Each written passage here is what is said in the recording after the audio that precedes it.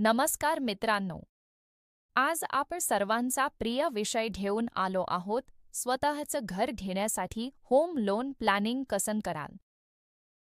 तुमचं बजेट ठरवा. Home loan घेण्यापूर्वी तुमचं बजेट ठरवणं खूप महत्त्वाचं आहे. तुमच्या आर्थिक स्थितीनुसार कर्जाची रक्कम ठरवा.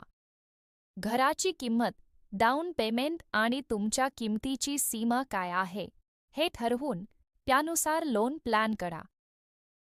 लोनचा प्रकार निवडा. होम लोन घेताना फिक्स्ड रेट आणि फ्लोटिंग रेट यामध्ये विचार करा. फिक्स्ड रेट लोनमध्ये तुमच्या EMI निश्चित असतं आणि तुम्हाला त्यात कोणताही बदल दिसणार नाही. फ्लोटिंग रेट लोनमध्ये व्याज दराच्या बदलानुसार EMI बदलतं, पण यामध्ये व्याज कमी असू शकतं. PMI कसं ठरवायचं. EMI म्हणजे तुमचं महिना कर्ज फेडण्याची रक्कम.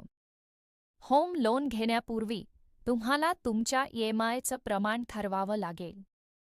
तुमच्या मासिक उत्पन्नाच्या आधारे EMI किती पेमेंट करणे शक्य आहे हे तपासा. क्रेडिट स्कोअर तपासा. क्रेडिट स्कोअर बँक्सना कर्ज देताना अत्यंत महत्त्वाचा असतो. जर तुमचं क्रेडिट स्कोअर चांगलं असेल तर तुमच्यासाठी लो व्याज दर असणारे लोन मिळण्याची शक्यता असते. क्रेडिट स्कोअर 750 किंवा त्यापेक्षा अधिक असावा.